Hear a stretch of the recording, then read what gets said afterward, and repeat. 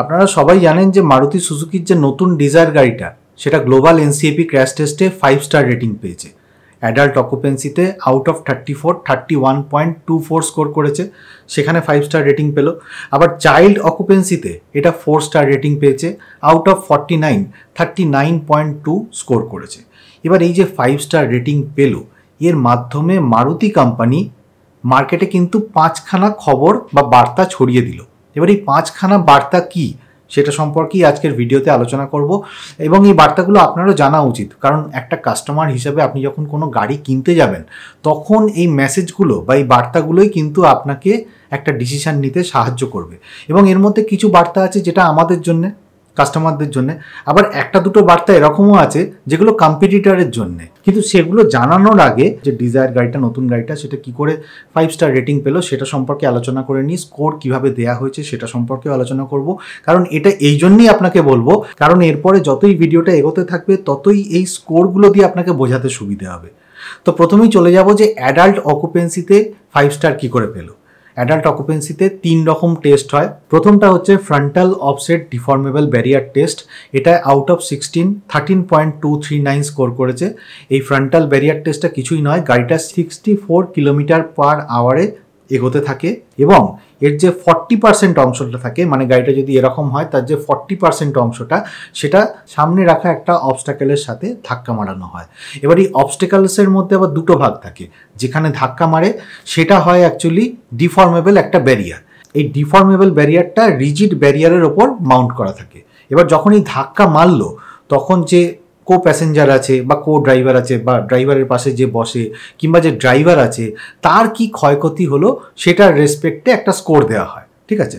এবার এখানে দেখা যাচ্ছে যে যখন ধাক্কা লেগেছে তখন ড্রাইভারের হেড, নেক এটায় গুড অ্যামাউন্ট অফ প্রোটেকশন পাওয়া গেছে, চেস্টে মার্জিনাল অ্যামাউন্ট অফ প্রোটেকশন দেওয়া হয়েছে, নি এবং ফুট এটাতেও গুড অ্যামাউন্ট অফ প্রোটেকশন পাওয়া যাচ্ছে কারণ এটা গ্রিন হয়ে আছে। এছাড়া যে টিবিয়াস অংশটা আছে সেটা ইয়েলো হয়ে আছে, মানে এতে অ্যাডিকুয়েট অ্যামাউন্ট অফ প্রোটেকশন পাওয়া গেছে। তো এটা তো গেল ড্রাইভারের ক্ষেত্রে। এবার কো প্যাসেঞ্জারের ক্ষেত্রে দেখা যাক, হেড, নেক আর নি এতে গুড অ্যামাউন্ট অফ প্রোটেকশন পাওয়া গেছে। কো প্যাসেঞ্জারের যে চেস্ট আছে এবং টিবিয়াস আছে ওটা ইয়েলো হয়ে আছে, তার মানে এতে অ্যাডিকুয়েট অ্যামাউন্ট অফ প্রোটেকশন পাওয়া গেছে এবং এই গাড়িটা capable of withstanding further loading. এবার এই গাড়িটা যখন ধাক্কা লেগেছিল তখন দেখা গেছে যে এদের যে বডি শেলটা আছে সেটা স্টেবল পাওয়া গেছে এবং এদের যে ফুটওয়েল এরিয়াটা আছে না সেটাও স্টেবল ছিল। এবার এদের যে সাইড মুভেবল ডিফর্মেবল ব্যারিয়ার টেস্টটা হয়েছে তাতে আউট অফ 16 স্কোর করেছে। এবার এই যে সাইড ব্যারিয়ার টেস্টটা আছে সেটাও হচ্ছে এরকম টাইপের যে গাড়িটা ধরুন দাঁড়িয়ে আছে, এবার সাইড থেকে একটা গাড়ি আসছে, মানে একটা ট্রলি আসছে, ট্রলির ওপর একটা ডিফর্মেবল ব্যারিয়ার লাগানো আছে, সেইটা গিয়ে গাড়িটাকে ধাক্কা মারছে। এবার যখন ধাক্কা মারছে তখন গাড়িটা কতটা সরছে এবং তার মধ্যে যে প্যাসেঞ্জার আছে মানে যে ড্রাইভার আছে তার কতটা ক্ষতি হচ্ছে। এবার দেখা গেছে যে ড্রাইভারের যে হেড আছে, চেস্ট আছে, অ্যাবডোমেন, পেলভিস ওতে গুড অ্যামাউন্ট অফ প্রোটেকশন পাওয়া গেছে, আর সেই জন্যই এটা 16 আউট অফ 16 স্কোর করেছে। এর পরের যে টেস্টটা হচ্ছে সেটা হচ্ছে পোল টেস্ট। গাড়িটাকে এরকমভাবে ঘষ্টানো হয়, আড়াআড়ি ঘষ্টানো হয়, মানে গাড়িটা এরকম যাওয়ার কথা কিন্তু গাড়িটাকে এরকমভাবে ঘষ্টানো হচ্ছে, ঘষ্টিয়ে একটা পোল বা পিলার টাইপের জিনিস সেখানে গিয়ে ধাক্কা মারানো হচ্ছে। এবার যখন ধাক্কা মারা হচ্ছে তখন এই গাড়িটার গতিবেগ থাকে 29 কিলোমিটার পার আওয়ার, গিয়ে একটা পোলে ধাক্কা মারলো। এবার এই যে পোলে ধাক্কা মারলো তার ফলে ড্রাইভারের কি ক্ষতি হলো, তো এই টেস্টে দেখা গেছে যে ড্রাইভারের যে হেড আছে, অ্যাবডোমেন আছে, পেলভিস আছে ওতে গুড অ্যামাউন্ট অফ প্রোটেকশন পাওয়া গেছে এবং যে চেস্ট আছে তাতে মার্জিনাল অ্যামাউন্ট অফ প্রোটেকশন পাওয়া গেছে। তো তার রেসপেক্টে অ্যাডাল্ট অকুপেন্সিতে 5 স্টার রেটিং পেয়ে গেছে গাড়িটা।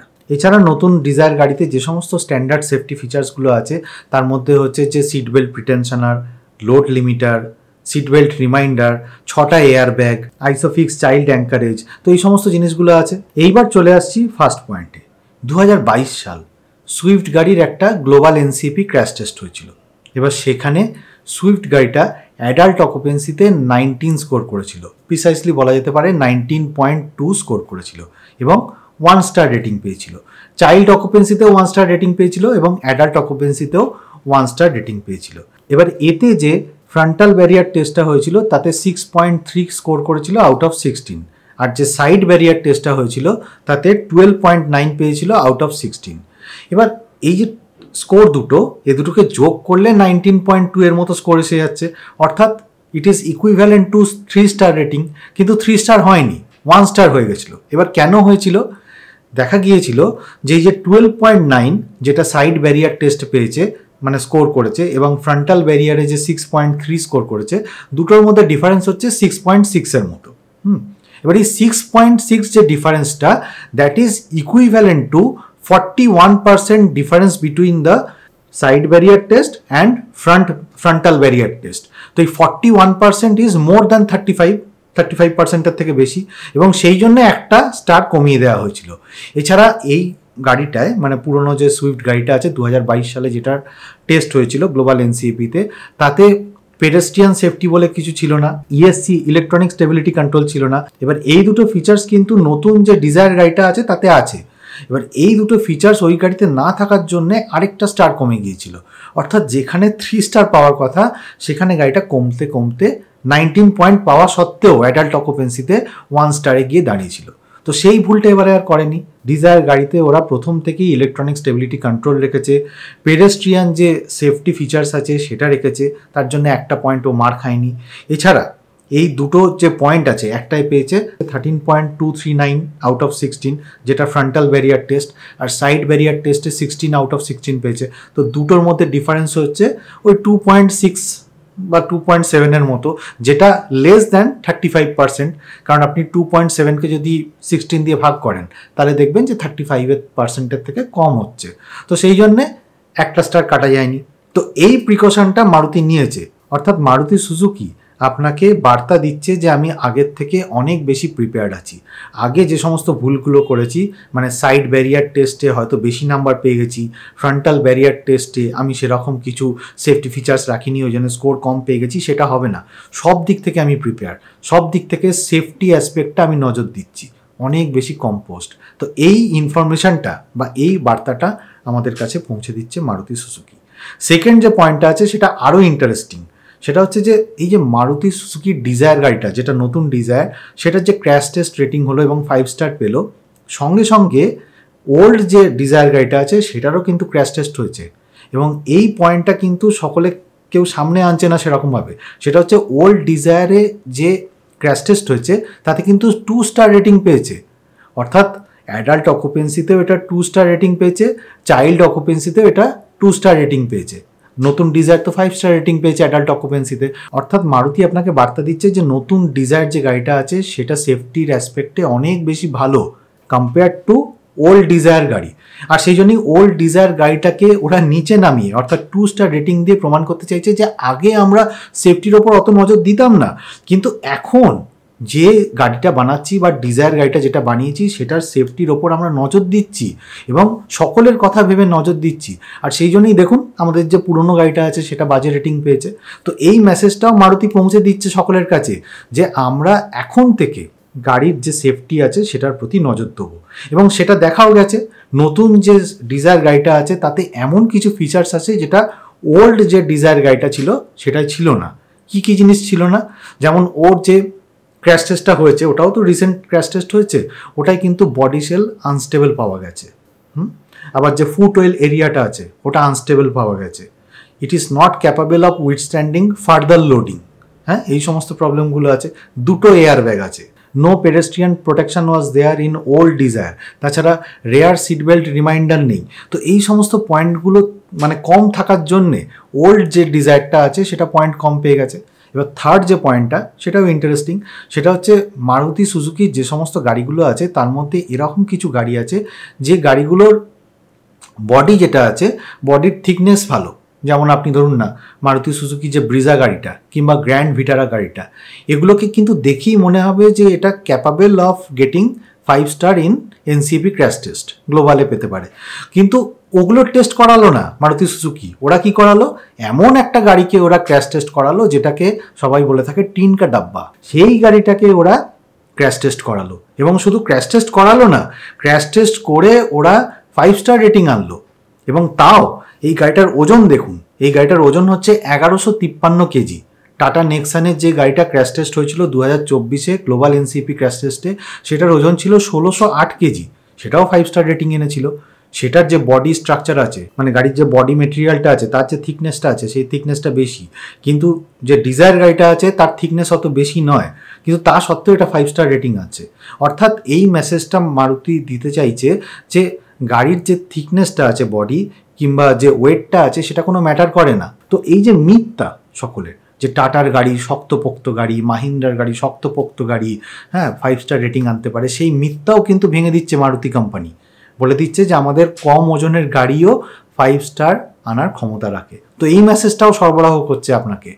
ফোর্থ পয়েন্ট কি, আপনাকে একটু পেছন দিকে যেতে হবে, ঠিক আছে। 2020-তে CV Raman, senior executive director মারুতির, উনি অটো এক্সপোতে এসছেন। এবার ওইখানে অনেকে ইন্টারভিউ নিচ্ছেন সিভি রমন স্যারের। তো ওখানে উনি বলছেন যে একটা স্টেটমেন্ট দিচ্ছেন এরকম টাইপের যে আমরা ভলান্টারিলি কোনো গাড়ি গ্লোবাল এনসিএপি ক্র্যাশ টেস্টে পাঠাবো না ফর টেস্টিং।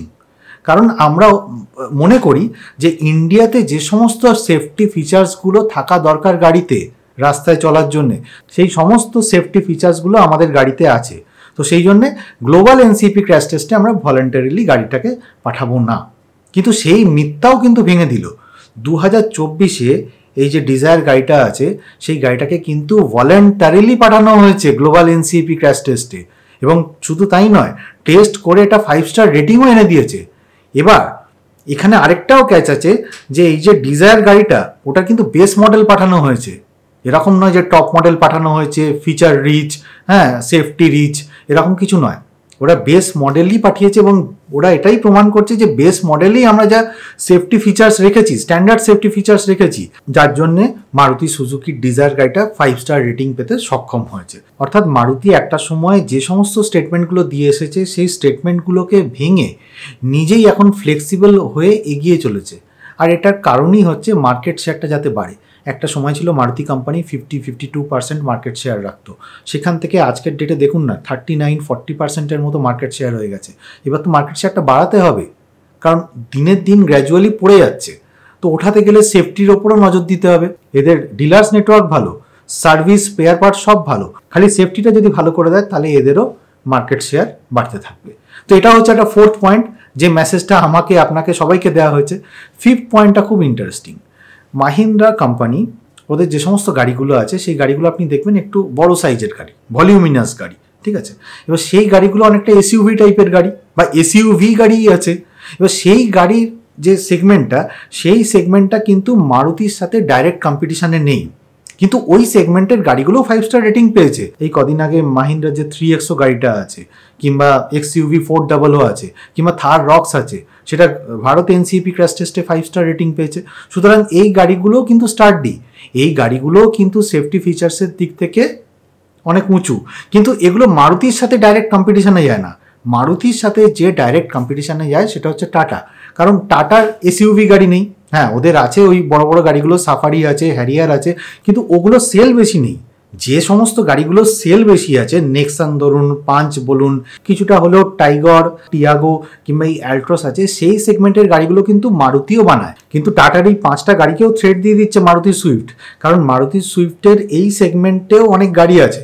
এবার সেই গাড়িগুলোতে আস্তে আস্তে যদি সেফটি স্ট্যান্ডার্ডগুলোকে উন্নত করা হয়, ঠিক যেরকম ডিজায়ার গাড়িতে 5 স্টার রেটিং এনেছে, সেরকম বাকি যে গাড়িগুলো আছে তাতেও যদি 5 স্টার রেটিং আনতে থাকে, তাহলে কিন্তু টাটার ক্ষেত্রে প্রবলেম হয়ে যাবে।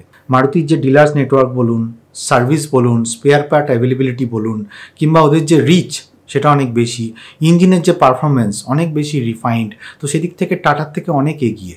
টাটা কিন্তু কিছু কিছু ক্ষেত্রেও এগিয়ে ছিল, যেমন সেফটির দিক থেকে। এবার সেফটি অ্যাসপেক্টেও যদি মারুতি এগিয়ে যায় তাহলে টাটার কিন্তু প্রবলেম হয়ে যাবে আজকের দিনে।